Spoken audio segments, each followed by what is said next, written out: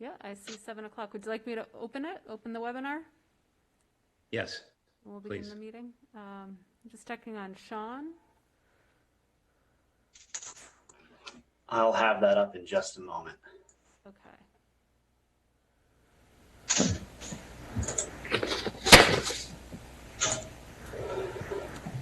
And Chloe's helping us out this evening because Liz retired, so got. Oh, okay.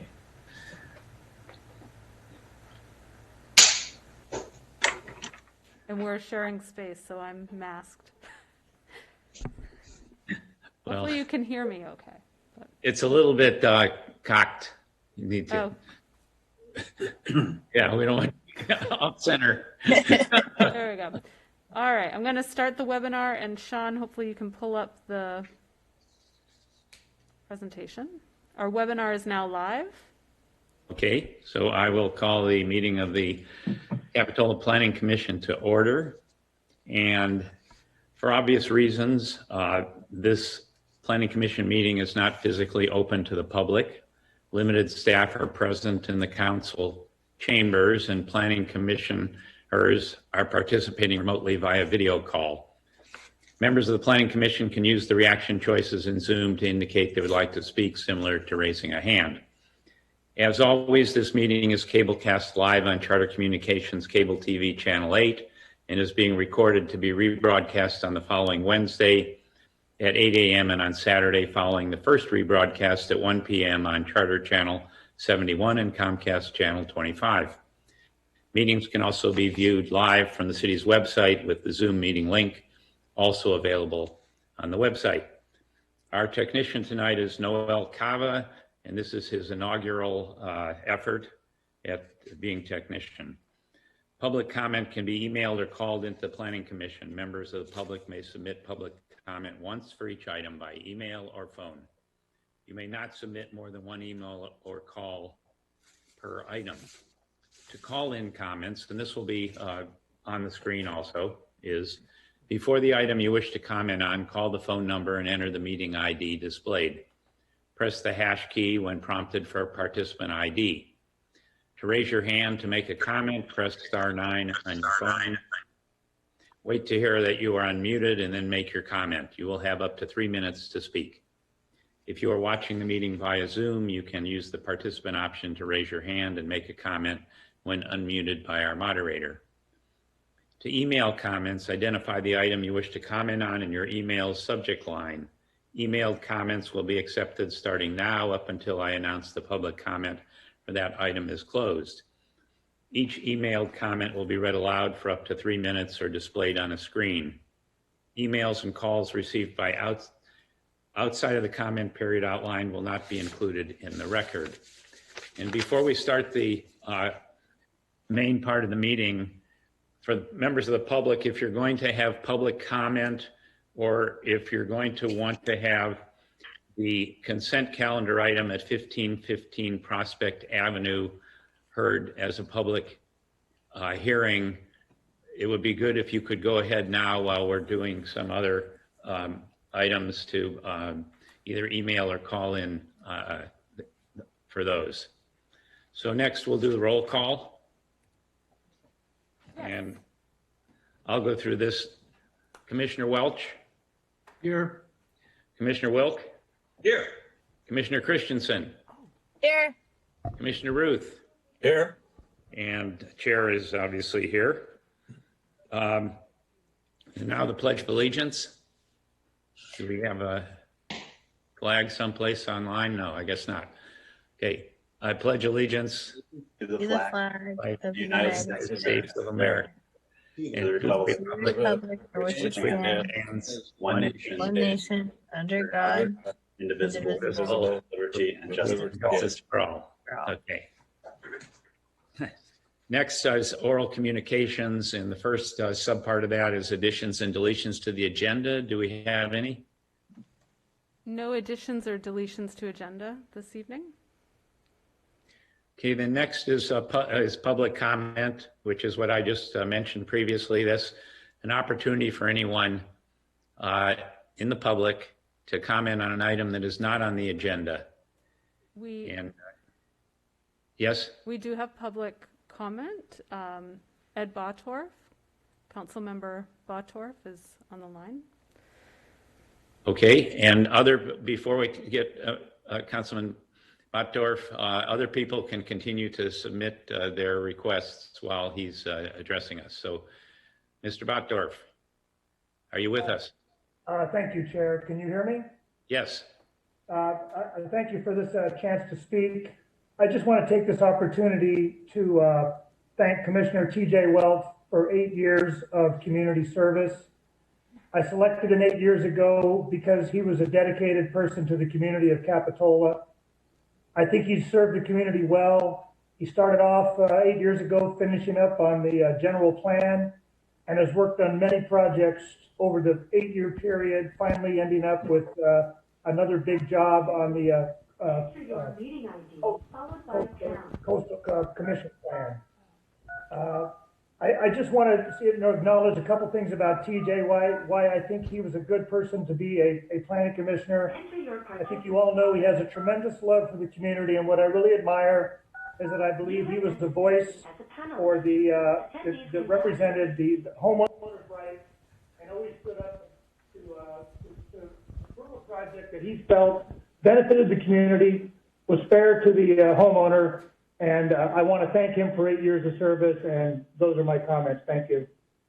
Thank you. And let me just add to that 4 years ago, Commissioner Welch tried to escape from the job and was not going to continue his second term. And I don't know whether you or whoever convinced him to stay with us, and we're very glad of that.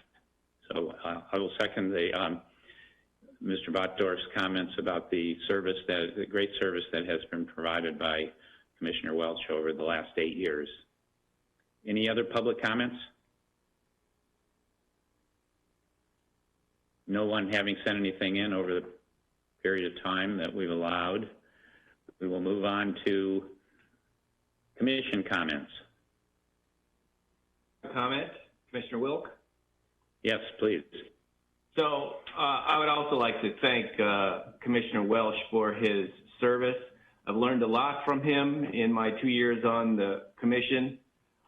His reasonable voice and wisdom will be sorely missed, and I wish him all the best in his new endeavors and thank him for his service. And then I have a sillier issue.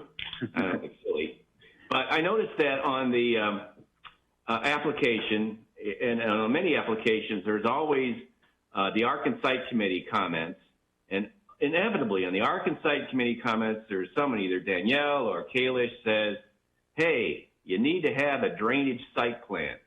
And for whatever reason, you always have to wait until you get to Arc and Site before you realize, hey, I need a drainage site plan. And it occurred to me that happens so often that maybe there's a better way to communicate that, like earlier in the process.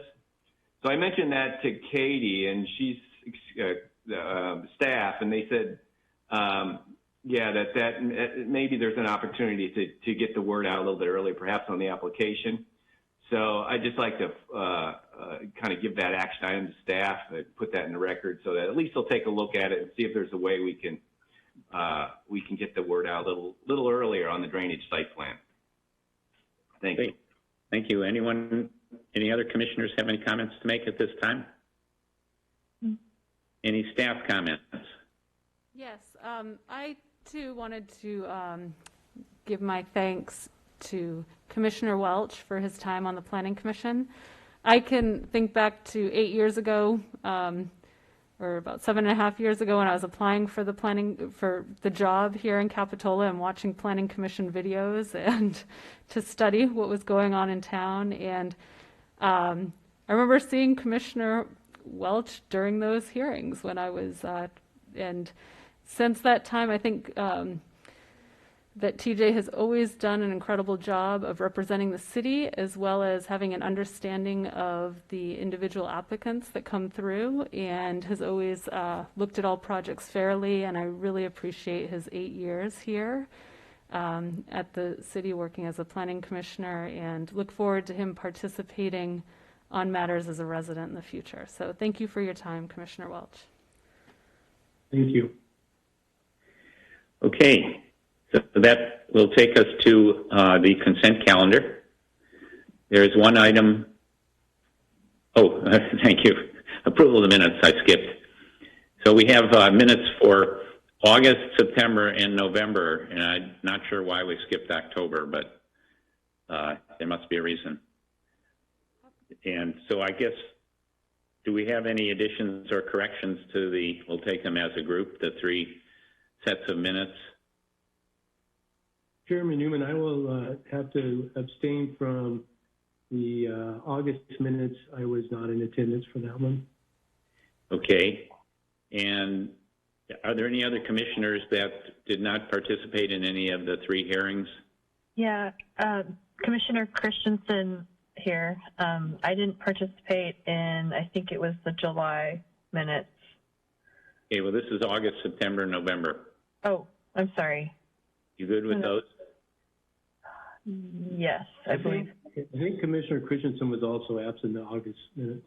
Oh, I'm sorry, August. I apologize. I read it wrong. Okay, well, good. Let's do August separately, and then we'll do September and November after that. Do we have a motion among those who can vote on the August minutes to approve? I'd move approval for the August minutes. And do we have okay, we'll have a roll call. Commissioner Ruth? Aye. Commissioner Wilk? Aye. And chair votes aye. So those minutes are approved. Now we'll take September and November together. Do we have a motion to approve? I'll move to approve September and November. Do we have a second? I'll second. Okay, Commissioner Ruth? Aye. Commissioner Wilk? Aye. Commissioner Welch? Aye. Commissioner Christensen? Aye. And chair votes aye. So that takes Aye. twice. So that takes care of the minutes. And now back to where I was on the consent calendar. This has given the public more time. Has anyone from the public indicated they want the 1515 Prospect Avenue design permit application to be pulled for a public hearing? There's no public. Staff, any response from the public in that regard? Good evening, Chair Newman. I haven't had any public comments by email. Okay. And there's And do any of the commissioners care to have that item heard as a regular hearing? Hearing none, I will entertain a motion. If anyone cares to make it? I move approval of 1515 Prospect Avenue. Okay, just for those listening in who might not have the agenda in front of them, this is a design permit for first and second story additions to a non-conforming single-family residence, a new detached accessory dwelling unit, and a revocable encroachment permit for a wall in the public right-of-way. Any discussion? If not, we'll have a roll call vote. Oh, did we get a second? I'll second. Okay. Commissioner Welch. Aye. Commissioner Wilk. Aye. Commissioner Christensen. Commissioner Ruth. Aye. Commissioner Christensen, did we lose you? Apparently we did. Well, we still have the chair votes aye, so it'll be 4 votes aye and 1, I don't know if it's an abstention or a absence, temporary absence. Commissioner Christensen is logging back on. Oh, she's back. She's back on now. Oh, Commissioner Christensen, your vote on the consent item? And she needs to connect to audio. Are you She's muted. Are you muted? I'm here. I'm sorry. Technical difficulties. Apologies. Okay. I vote aye for. Okay, good. That'll be unanimous. Thank you. Thank you. That takes us to the public hearings. We have 2 public hearings, and the second one, Vice Chair Ruth will take over. But the first one is 2110 41st Avenue. This is an application for a design permit and conditional use permit amendment to modify the site layout and building design and add 2 new canopies with vacuum drops at Master Car Wash, a car washing facility located within the Regional Commercial Zoning District. So, staff report, please. All right, thank you, Chair Newman. Sean, you can go ahead and take me to the next slide, please. So 2110 41st Avenue is located on the east side of 41st Avenue between Mattress Firm and Kentucky Fried Chicken. The 25,090 square foot lot is in Capitola's main commercial corridor along 41st Avenue. Current site design approved under Conditional Use Permit number 06050 includes a one-story main building attached to a car wash tunnel and a large trellis with vacuum drops, as shown here. Next slide, please.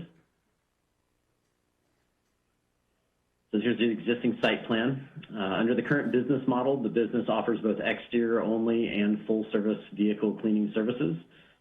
There's the trellis with the vacuum drops shown in red, the vacuum equipment shed in green at the bottom, the detail room in yellow, car wash tunnel in blue, and there's some water recycling tanks in orange along the north lot line there. Next slide, please. There's the proposed site plan, option A. The applicant is proposing to change to a do-it-yourself Flex Express business model in which customers pay for services at a self-service kiosk, stay in their cars through the car wash tunnel, and then have the option of utilizing vacuum drops and other cleaning materials to detail the inside and outside of the vehicle in the two red areas here. The proposed site plan includes a reduction in the size of the main building, the addition of 2 new freestanding canopies with solar panels and 12 vacuum drops, 2 new self-service kiosks, and a new drive-through lane that circles the south, east, and north perimeter of the lot and leads to the car wash tunnel. As I mentioned, the vacuum canopies here are in red. The 2 new self-service pay kiosks are in yellow. The green arrows here indicate the new driveway along the south lot line. And then the recycling tanks in the car wash tunnel stay the same. Next slide, please. These are just a few renderings of the option A plan with the canopies with the solar panels. Next slide, please.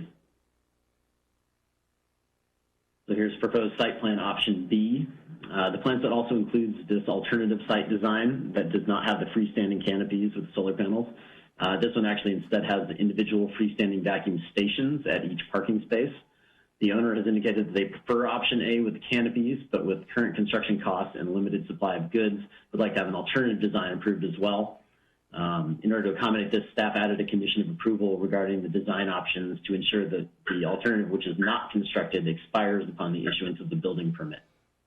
You can see all of the little freestanding vacuum stations here in red, the same areas that would be under the canopies in the other option. Next slide, please. So this is the renderings with the freestanding vacuum stations. They have this sort of little blue arm that extends out from them that you can see here in the upper right image. Next slide, please. These are the proposed rear, front, and side elevations. The north side really isn't visible because it's closer to the lot line and it's not visible to the general public. This is an image of option A that has the canopies. Next slide, please. Here's the proposed floor plan. As I mentioned, the blue area of the car wash tunnel is going to stay the same. The lobby area has been reduced a bit in size to accommodate these parking spaces up against the building with vacuum stations, and then also the employee parking, which I'll cover later. And then this green area is the mechanical room. It already housed the mechanical equipment for the car wash tunnel, but now they're also going to be including the mechanical equipment for the vacuum drops in this main building as well, rather than in the outbuilding where it was located previously, which will help with the noise. Next slide, please. So in terms of parking, the zoning code does not have a specific parking requirement for a car wash use. The original conditional use permit required 8 on-site employee parking spaces. The current parking is out of compliance because they only have 3 on-site parking spaces. However, under the current proposal, it includes 8 on-site employee parking spaces that were required under the previous conditional use permit. And those spaces are shown here in blue. So since the new management plan requires less employees, additional parking was not required. Next slide, please. Next slide, thanks. So there's one new aspect here. The new zoning code contains residential transition standards to protect residential parcels that are adjacent to commercial parcels from potential negative impacts of commercial land uses. And this is the first project since the adoption of that code to require compliance with those standards. So in case you're wondering why I went through those one by one in such depth in the staff report, that was why we wanted to make sure you were getting familiar with these new standards. The project as originally proposed complied with the standards for setbacks, daylight planes, and loading, but not the landscaping standards. I commented on that at the meeting, and after the Arkansas review meeting, the applicant revised the plans to provide a 10-foot strip of landscaped planting area with a tree screen along the rear lot line that is adjacent to several residential properties, except in the area where the existing car wash lane is located, because that part of the existing site design is not changing. So the design before you tonight complies with the residential transition standards. Next slide, please. The applicant is also proposing a new monument sign along 41st Avenue, which is shown here. The proposed monument sign is 7 feet 6 inches tall with a sign area of 33 square feet and a 2-foot tall ledgestone veneer base. The proposed sign complies with all of the design standards for monument signs. Next slide, please. The conditional use permit is required for land uses that are generally appropriate within a zoning district, but potentially undesirable on a particular parcel. Conditional use permit is a discretionary action that enables the city to ensure that a proposed use is consistent with the general plan and will not create negative impacts to adjacent properties or to the general public. The Planning Commission is allowed to attach conditions of approval to a conditional use permit to achieve consistency with the general plan, local coastal program, and/or zoning code. When evaluating conditional use permit, Planning Commission must consider several characteristics of the proposed use, including those listed here. These considerations are analyzed in depth in the staff report, and with the inclusion of a condition of approval requiring a new masonry wall along the rear property line, which I'll cover in the next slide, the proposed project is consistent with the general plan and will not create negative impacts to adjacent properties or the general public. Next slide, please. So currently there's a retaining wall that runs along the rear of the property, which is shown here with the yellow line. Because the adjacent residential properties on Derby Avenue are at a much lower grade than the subject parcel, the retaining wall is topped with an older wood fence shown here in the 2 photos on the right. The applicant is proposing to install a new 6-foot tall wood fence on top of the existing retaining wall as part of the proposed project. However, in order to mitigate potential negative noise impacts from the car wash use and to address past noise complaints from the adjacent residential properties, staff included condition of approval number 19, which requires a 6-foot tall solid masonry wall along the rear property line between the subject property and the adjacent residential development. Solid masonry wall is actually a requirement in the CN zone between commercial properties and adjacent residential development. So this requirement, we don't feel it's unprecedented. Also to ensure that the existing masonry wall is adequate and safe for the continued surcharge of vehicles, and the additional masonry wall, the building official is requiring an engineering analysis and potentially a soils report as well prior to issuance of a building permit. Next slide, please. So with that, staff recommends the Planning Commission review and approve the project based on the conditions of approval and findings. Thank you. Excellent analysis by the staff. Thank you. We worked a lot with the applicants on this and moved very quickly, actually. So, do we have any questions of the staff before we go to the public hearing? I have questions. Please. This is Commissioner Wilk. So, sorry I didn't get to these questions, but they just occurred to me during the presentation. So, you mentioned that he has 2 options that he's proposing, or the applicant is, and you want the second option, whichever one he doesn't choose, to expire upon issuance of the building permit. Is that correct? Yes, that's the way it's worded. So I was wondering if that's a little too soon, in the sense that he,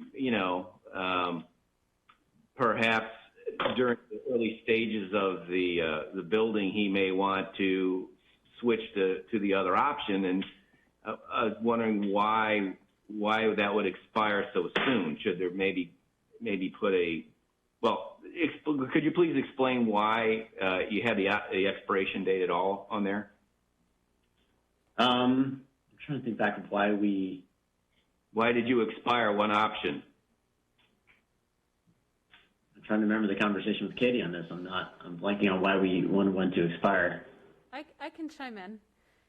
Yeah. I think simply because there are two designs they're asking for two designs to be approved. It seemed like upon issuance of a building permit, at that point, they've made a substantial investment in a building permit.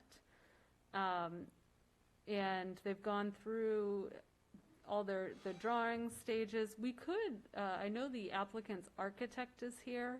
If they would like that modified to extend later, that's the point where they've really made a substantial investment. They've probably done all their homework on what materials are available and timing and cost, because it does cost money to go through the building permit stage. And so that's what we thought was the reasonable time in which to expire the other design approved under this permit. But we can also, I do see their architect, Bill Kempf, is here, and when you go to public comment, you may want to see if they feel okay with that condition or if the timing should be changed. We can address that when we get into the commission discussion. That's a good point raised. Thank you. So let me ask my other questions then in the meantime. And that is, my other two questions involve the retaining wall and the fact that the neighboring houses are so far below. They're basically a mountainside down below this property, at least it seems that way. And so I was wondering if the tree screen requirement or the landscape requirement that is, between business and residential is necessary in light of that, because it's not like they're going to experience the noise directly, because it's going to basically be shooting over their housetops if there's any noise. And the same with the view shed. It's not like they're going to be staring at a car wash. They're basically staring at the retaining wall, and the trees are just going to probably just block more of their afternoon sunlight. So I'm wondering if the tree screen is something you considered waiving. I did think a lot about that, because really, like I said, the wall's not actually a requirement, but the trees are, and the wall seemed to actually address mitigate the noise concerns a lot more. But unfortunately, we as staff don't have the ability to waive those requirements. So, that's just not within our power to waive that. Okay, and then the third question involves the wall versus the fence. The fence is there now. I can see that maybe a wall would be required just in case there was some out-of-control car that you want careening down in the neighborhood. But again, I don't know if that's the purpose of requiring a wall, but again, because of the vertical distance between the two properties, I would think a wall, it doesn't add any benefit in terms of privacy or noise abatement. And I'm wondering if that requirement is all that necessary. Could you explain maybe why that's in there? It was similar to a requirement in the CN zone, as I mentioned in the presentation, and that was just a staff addition as a mitigation measure. If the planning commission does not feel that is appropriate, you are welcome to change that. Like I said, they did propose a 6-foot tall wood fence on there, and if you think that's adequate, then we can remove that condition. Those are my questions. Thank you. And maybe we'll hear from the applicant on those issues. So, any other commissioners? If not, we'll open the public hearing, and I know Mr. Kempf is available and probably would like to address us. So, and I don't know if anyone else from the applicant also. We do have Ia is listed as from the public as wanting to speak. And is it okay if I allow her in to talk? Well, let's do the applicant first. Okay. Okay. I mean, she can listen in, obviously. Yeah. So we'll go there. We'll go to her second. So we'll bring in the. Yeah. So, Mr. Kempf, are you with us? There we go. I'm here. Can you hear me? Yes. Yes. Okay. Well, thank you to Matt for all his help in getting us this far. we've reviewed the conditions of approval, and I can't speak for David. We didn't connect today, but I didn't see anything in there that was overly onerous. The only thing I would like to talk about is this rear wall issue, and I believe one of the commissioners brought up some of the issues that I've been thinking about, and I'm just wondering if the neighbors below would really want to look up at what would basically become a 12-foot tall masonry wall in their backyard. I was more in favor of having the wood 6-foot wall on top of the retaining wall because it seemed to soften things quite a bit. So that was kind of my thinking there. The other question about having to require a soils report for a wall that's already there, I thought that was an expensive condition for the project. So I'm not sure that I could understand where if we were re-engineering that wall where a soils report would be needed, but if the wall is found to be sound, I'd like to remove the requirement for a soils report. What about the alternative A and alternative B options? Well, so I'm trying to figure out how this is going to go forward. We are definitely talking about submitting with the plans for the solar system, and so once we submit with the solar system, the solar array Canopies, we will be getting to a point where that design would be bid by the contractors, and we would get a sense of where that's going and whether that's going to be affordable for the owner. But I definitely think that there could be a point pretty close to permit issuance where there may be a discussion about changing to the less expensive alternative of just having the vacuum drops. So I'm not really sure what I would modify in the wording. So this is Commissioner Wilk, if I can interrupt, Chair. Yes. So my thought was that I think there's you've got 6 months between the building permit before you actually have to start activity. And my thought was that perhaps you get the building permit in anticipation of starting work, and due to COVID or whatever, there's a delay, and then that delay, expenses might change. Who knows what might happen? You might say, dang it, I need to go to the other option. And I just hate to unnecessarily tie your hands for no reason. That's all. Yeah, I agree. Well, we'll talk about that when we get to discussion. I think that's a good point. Any other questions of Mr. Kemp? I have a couple. One is this car wash concept, existent in Santa Cruz to your knowledge? This concept is very similar to changes that were made up the street at the Cruz car wash, where the customer actually stays in the car through the car wash. Oh. But at Cruz Car Wash, I believe they have staff that does the vacuuming afterwards. Yeah. This is supposed to be a more user-friendly, self-service kind of operation where the car owner would actually do their own cleaning of the interior. Mm-hmm.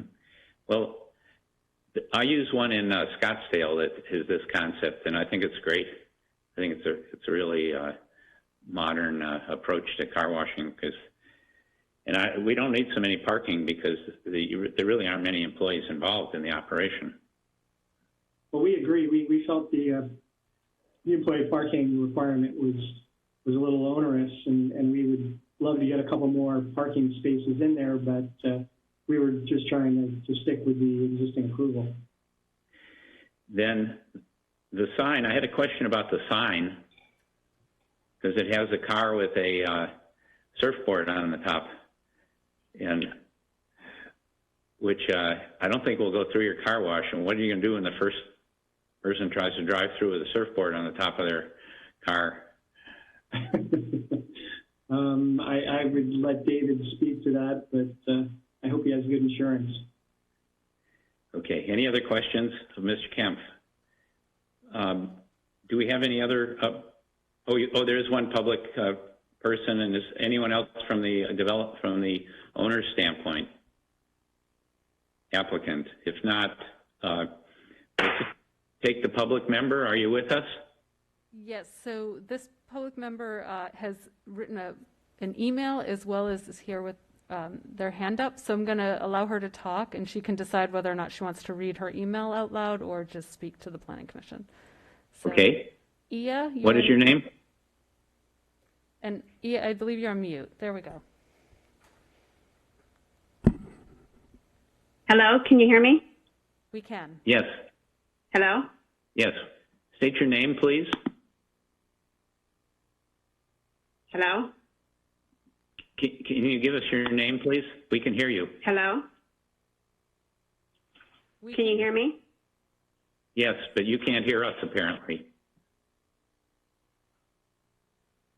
Hello? We can hear you. Hello? Katie, can you speak to her? I can't. Hello? Ia, we can hear you. Hello? Hello? Hello?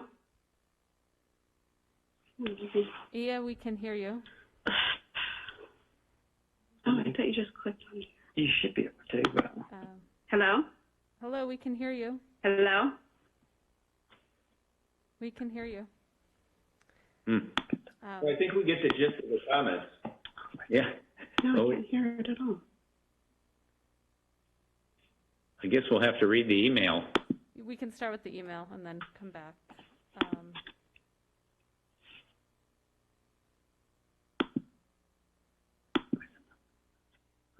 Do you have the email, Katie? Yeah, I'm opening the email. Let me see if I can share the screen.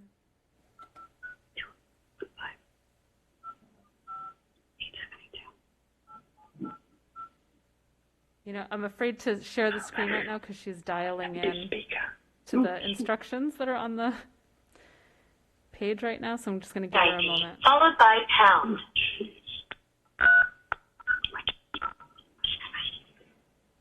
Oh, boy. Okay. Let's see.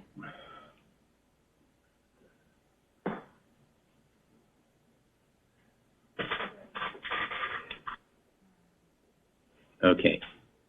All right, we have the email that we can now see. Does everyone have that? Yes. Yeah, can you hear us? Please re-enter your meeting ID followed by pound. I just want to hear them. Ia, can you hear us? Can you hear me? Yes, now we can hear you. But you can't hear us.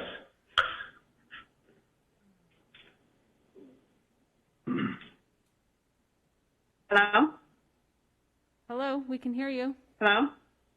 We can hear you. Oh, okay, great. There we go.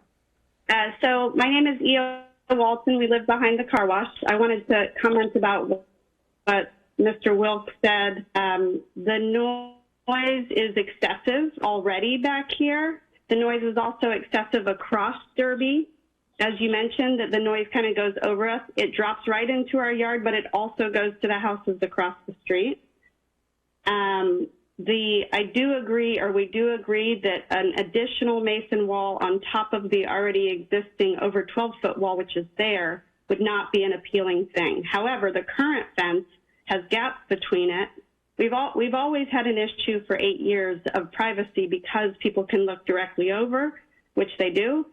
They throw towels over there. Food is thrown over the fence.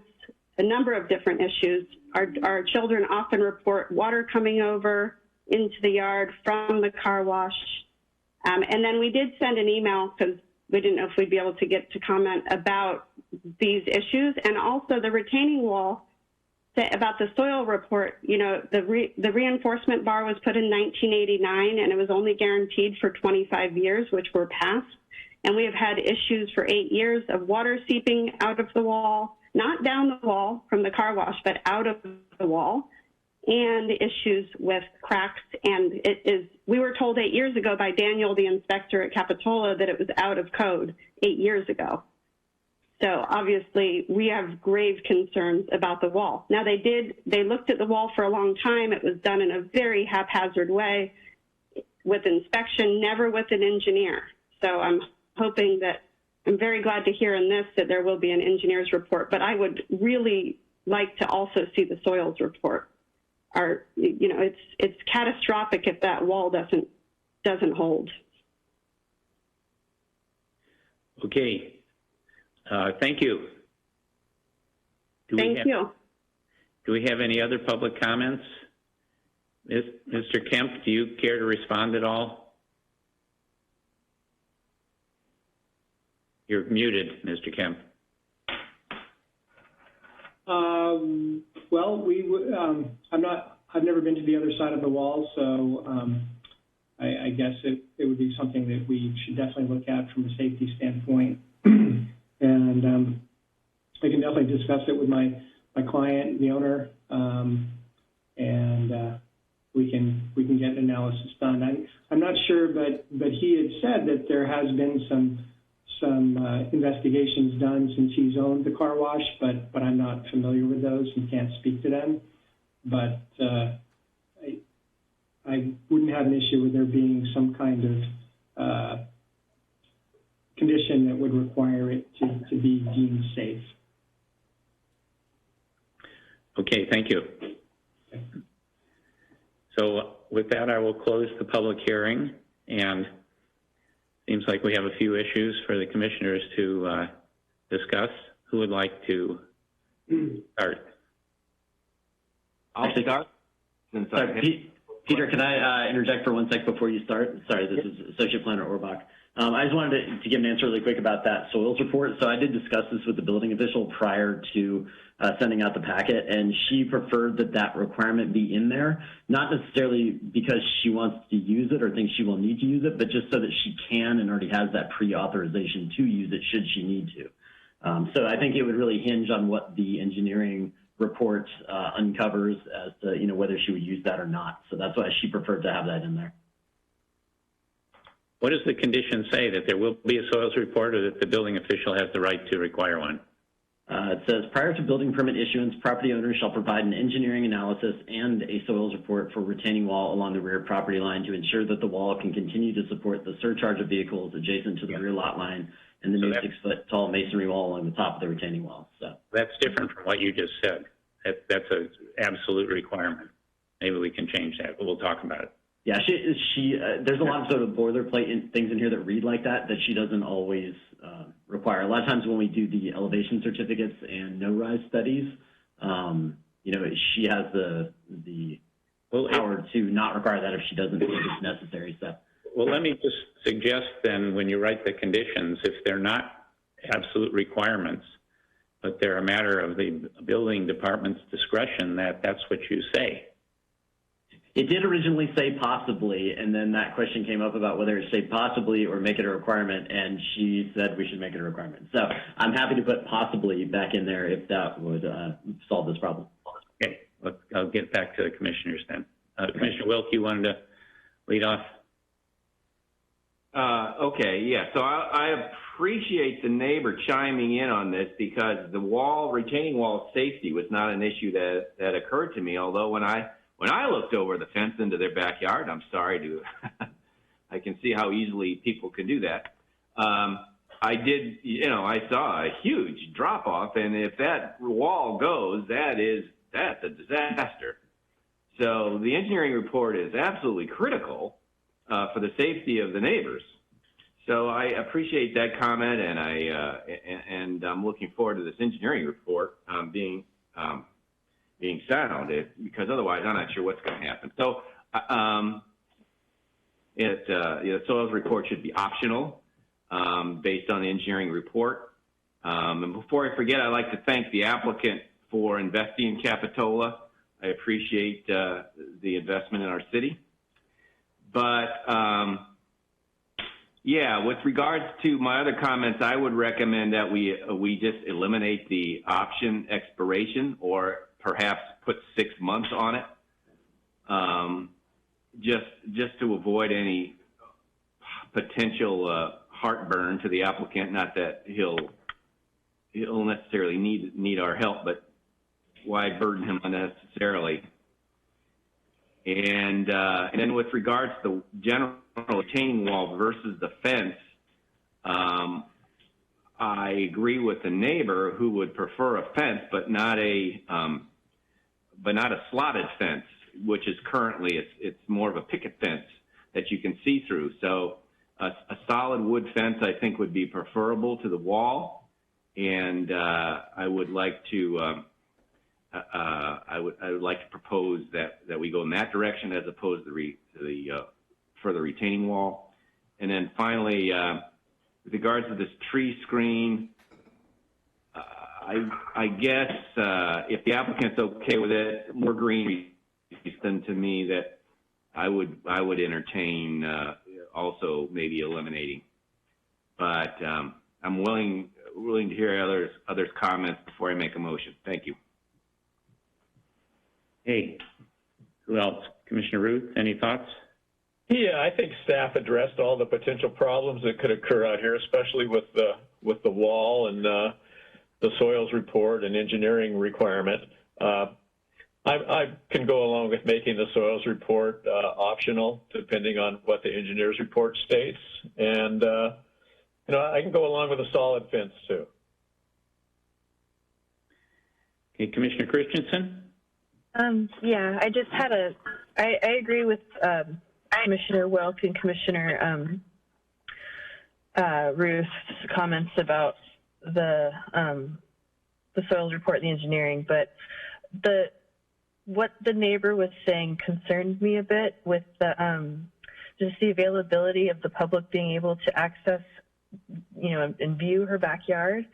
I think that the tree screen is pretty important.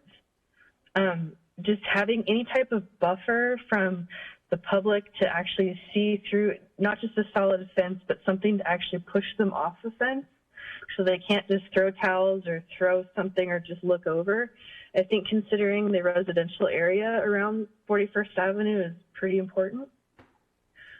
So I would say, if anything, emphasizing the tree screen would be pretty important in my mind, but just a comment. Okay, Commissioner Welch. So as far as the solid masonry wall, I'm benevolent. I could go either way on that. I think a solid wall, a fence from the neighbor's perspective makes sense as far as the visual aspect. The only thing I think of, and maybe it's mismanagement coming back, but is all of the people driving through on their own around that area. The wood fence wouldn't help much to help stop a vehicle should it go not make that turn, but the masonry wall seems like it would help. But I could go either way. I think the tree screening would add a little bit to that, maybe from the sound. And so, when I'm just I could go with the staff on how they want to perceive that. I would hope that Mr. Carson would maybe look at, working with the homeowners in the back to come to some type of consensus on what they do with that. I think maybe an issue, and reading the email and listening, is fewer employees there. The music probably won't be an issue, and maybe the employees working won't be an issue. So having said that, I think overall the project is something that I can support. I hate to see the full service go away, quite honestly. Again, and I hope it works out well for them. I look at the backing out of those slots with not the workers, but just the people who come there to get their cars cleaned, in and out, backing out. It looks like it's going to be a little bit congested, could be a problem, but overall, I think the project's good, and I could support it. Okay, so we've got a lot of detail. Go ahead, Commissioner Christensen. You want to add something? I just had a quick question for the applicant, or for staff. Is there going to be any supervision. I mean, how many, I don't know if I picked up if there was going to be any supervision on site, even though it was self-serve. It said in the business management plan, it said minimum 3, maximum 5, I believe. So on the busiest weekends, they would have 5 people working. Okay, so there's somebody monitoring, what people are doing on the site. Okay, so just to hit some of the details here, and more wording than anything else, I think on the 2 alternatives, I don't see any reason why we can't change that condition to read that the alternative that isn't built expires when there's a final inspection. That's exactly what I wrote down, Chair Newman. I changed condition 17 on my paper here to at project final of a building permit, and then the rest reads the same. So basically it puts it off from building permit issuance to building permit final. That accomplishes the city's objectives. I'm glad you can read my mind too. Then I do think that the wording on the soils report needs to be cleaned up a little bit. I think it should read that the soils report is required if in the discretion of the building official it's necessary. Okay. If that's okay with other people. The trees seem like a good idea. I didn't hear the neighbor objecting to having trees blocking their sun. So the trees seem to be a good idea, and a solid wood fence seems to be, to me, to be the best compromise of the various issues in the back there, but I'll see where the motion goes on that. And just in response to Commissioner Welch, I'm on the other side of this. I'm happy to see this semi full service kind of car wash, having used one very successfully. I think they're really a good option, better than the ones where you don't drive through and you go in and clean your car. So you drive through, clean your car, and then you come out and vacuum it if you want. Anyway, that's just a personal preference. So do you think further, or do we want to try a motion? I'll try a motion. Okay. So I might need help on this because I don't have the paperwork in front of me, but basically I'd like to approve the staff's, I move that we approve the staff's recommendation with the following 3 modifications. First, to modify the the option expiration to the final permit as opposed to the initial building permit. Second, to allow for a solid wood fence in addition to the option of a wall. And third, to make the soils report optional depending upon the results of the engineering report. In the discretion of the building official? And the discretion of the building official. Okay. I'll second. All right. Do we have any further discussion? If not, we'll go right to the roll call. Commissioner Welch. Aye. I'm hearing some chatter. Okay. Commissioner Christensen has her hand up. Oh no, that was from before. Okay. Okay, now, okay. Well, now that you've put your hand up, you can vote. Oh, aye, yes. Okay. Commissioner Ruth. Aye. Commissioner Wilk. Aye. And Chair votes aye too, so that's unanimous. And we'll move on to the next item, which Commissioner Ruth is going to handle because I am recused and Commissioner Wilk is recused due to proximity of properties. And then I will come back for items 6, 7, and 8 to wrap this up. So okay, thanks, Chairman Newman. Commissioner Ruth. Yeah, this is public hearing B. It's a consideration for a coastal development permit for the installation of anchors for 15 removable bollards, which are security barriers at 3 intersections within Capitola Village, Capitola Avenue and Stockton Avenue, the Esplanade and Monterey Avenue, and Monterey Avenue and Park Place. Staff? Thank you, Vice Chair Ruth. Sean, next slide, please. On September 11th, 2020, the city was awarded a grant from the California Office of Emergency Services for removable bollards to improve pedestrian safety during special events. The grant is intended to be used to provide critical infrastructure security, protect from all threats and hazards, enhance community preparedness, prevent violent extremism, and promote interjurisdictional collaboration.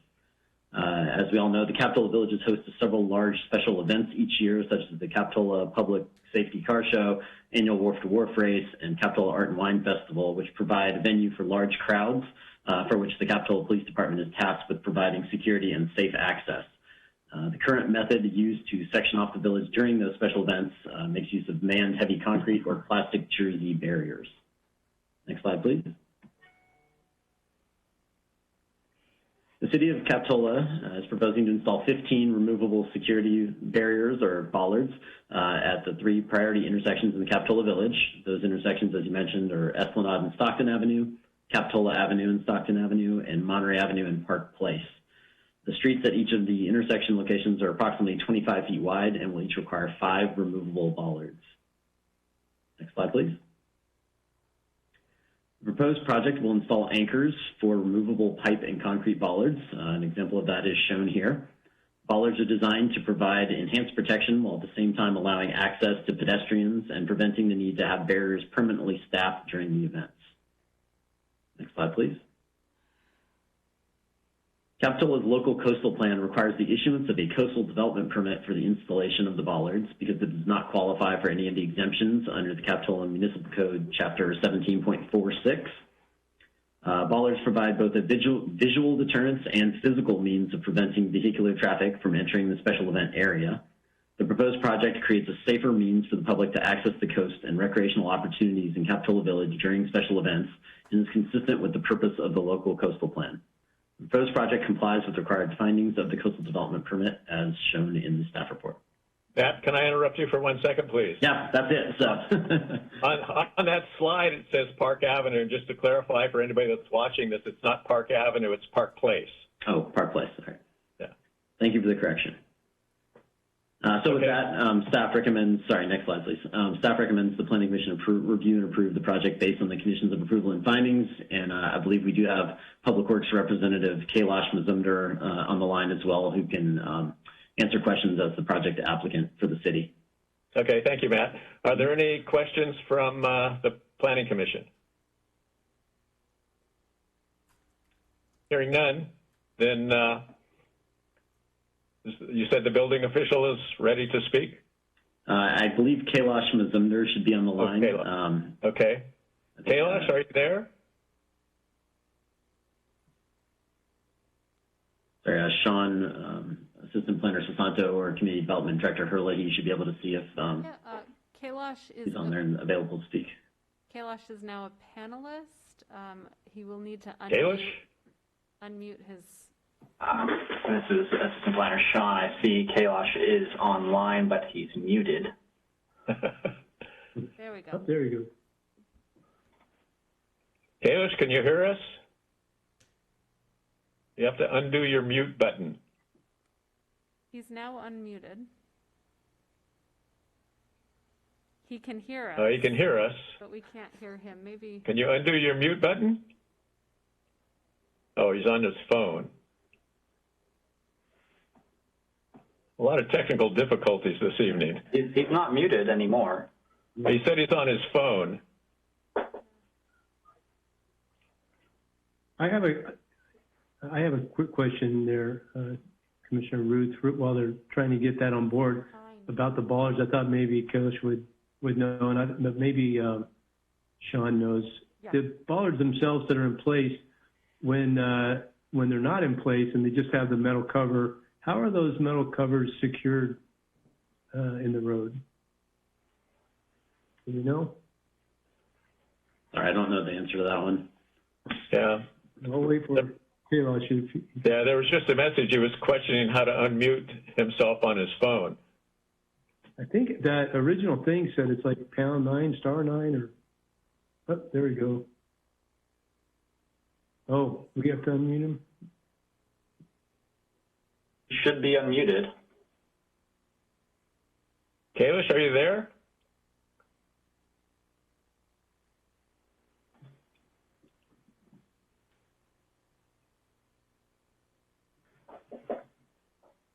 Well, maybe we can move forward. Is there any commissioner that had any questions for Kalish regarding these bollards? I think this is pretty straightforward. Yeah, I just had the one question for the way those metal plates are secured in the ground. It could be a busy, some of the streets get pretty busy with some low vehicles that I just want to, you know, I'm sure that these are a number of areas that they're secured to the ground. I was just curious how that was. So that was my only concern. Other than that, I agree it's pretty straightforward. Okay. Is there a motion to approve? Any further discussion? If I may, Kailash sent a message saying bollards will have caps. Let me see. Bollards will have caps that lock so that they don't rattle and create hazard. So they will be capped and locked. I saw the caps. I was just curious how they set in there so they didn't get ran over and pop up in the air. But I'm okay with that. So I'll make a motion to approve. Okay. Do we have a second? I second. I think it's a great idea. Okay. Thank you, Courtney. Let's have the roll call, please. Commissioner Wilkes? He's recused. Recused. Oh, he's recused. Commissioner Christensen? Aye. Commissioner Welch? Aye. And the chair votes aye. Okay, that motion carries, and that brings us to the next item on the agenda. And Mr. Newman, we welcome you back. Thank you. Good job. Director's report. Yes, thank you, commissioners. I have a few things to report this evening. First, I wanted to follow up on a few code enforcement issues that have been ongoing. At Mattress Firm, they have come into compliance. We did have a couple different fines that went out to Mattress Firm, and a large blow-up sign was placed on their rooftop at one point. At that point, I think the local manager called more of a regional manager, and he was extremely helpful. I think he drove down to Capitola that day to remove the blimp that was on top of the building and assured us that it won't be happening anymore. We had Planner Orbach drove by over the weekend, over the holiday weekend, and did not see the signs go up over the holidays, so that was good. They had taken them down the Wednesday prior. So we're hoping to have continued compliance there now with the fact that the regional manager is now involved. And across the street at 401 Capitola Avenue, you may recall we issued a conditional use permit for a to-go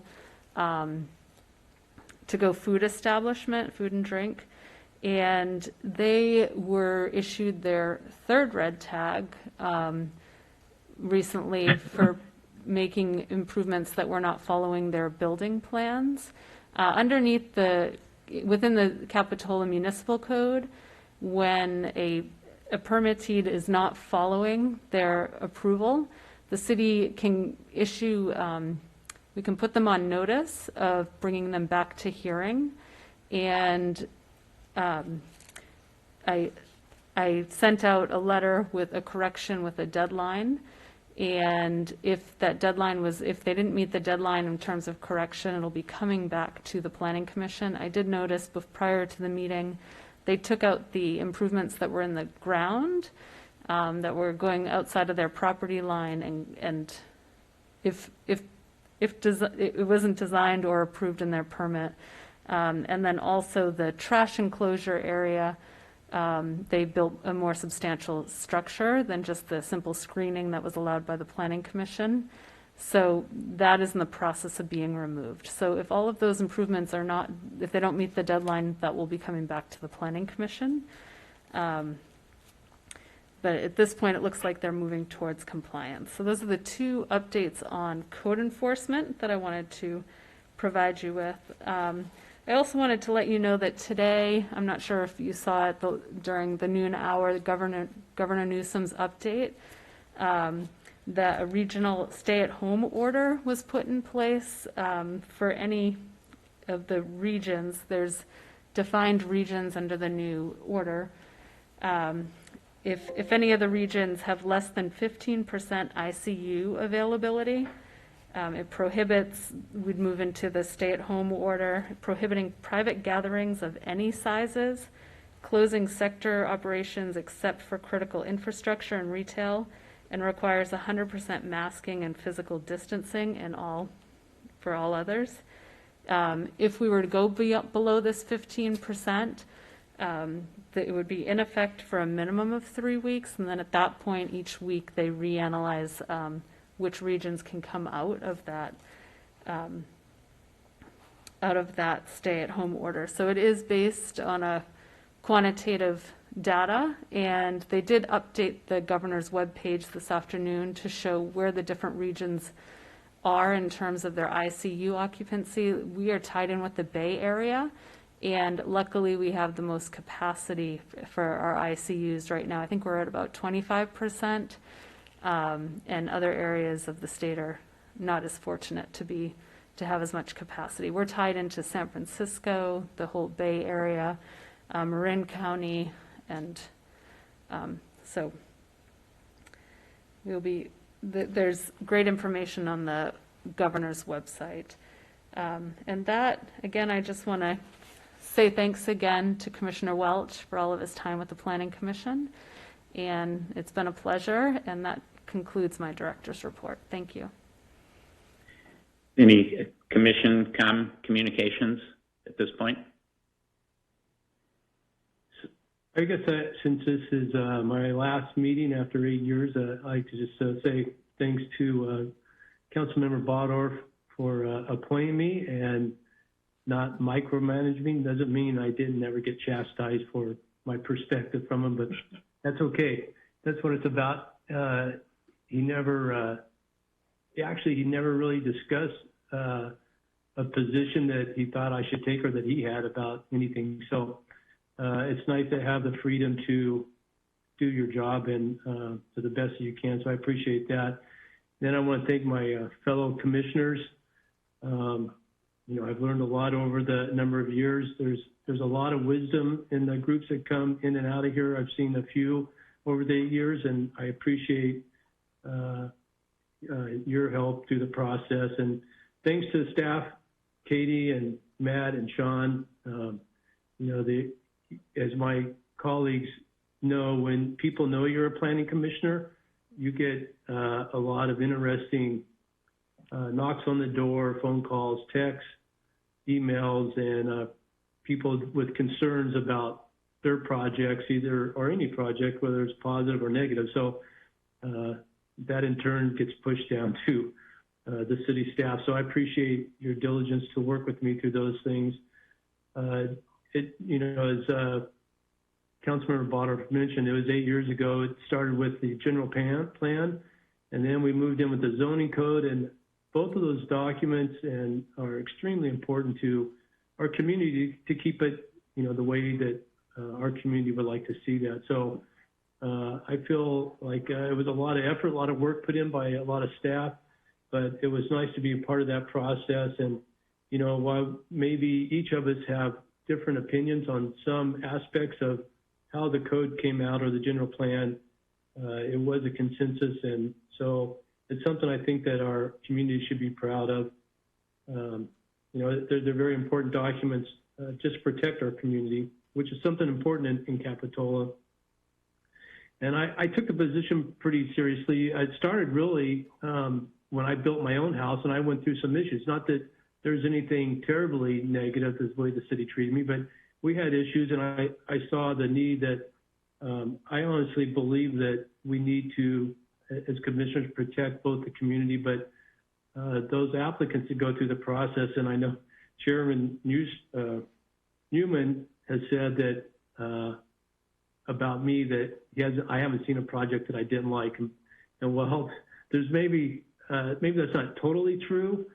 I don't know that it was really my job to like every applicant, that came before us, what they were trying to, whether it's architecturally, design, color, but if it fit within our zoning code and our general plan, I really believe that it's our role as planning commissioners and city staff to try to help these people achieve what they want for their own place. And so I appreciate you putting up with me through some of these questions. I won't get into the Coastal Commission. I don't think they share the same perspective as we do of trying to appease and help our community, have the place that they can prosper in and have their own property. So I'll leave it at that. All that to say that you guys all the best. I appreciate your input and support on the process, and you guys have a great holiday, and I look forward to watching you next year. So thank you very much. Thank you. So this is the last meeting of this commission, this particular group of commissioners. Starting in January, we'll have a new planning commission, and there may be some carryover and there may be some changes. So I wanted to say farewell basically to this commission as a group. And I just want to say that I think it was a very good year, and that the commission has worked together very successfully to deal with what came before us, and to come to consensus in most cases. And when we disagreed, we did so in a professional and civil manner. And I think it's a good example of how a commission should function. So those who are going to be back next year, which I may be one of, we'll see what happens then. And those who are moving on, best of luck to you. Does anyone else have anything they would like to say before we close up the year? If not, we will adjourn the, excuse me? Our next meeting is January 21st. The City Council is adopting our Planning Commission schedule next week, so I'll be sending that out after adoption. But again, first Thursdays of each month, except for January, July, and August, it'll be the third Thursday. So Okay. Next meeting Well, is that's good to January know. 21st. All right, well, again, farewell to everyone and happy holidays, and we'll see some of you in January and others whenever. All right, good night. Thank you. Bye. Thank you. Bye.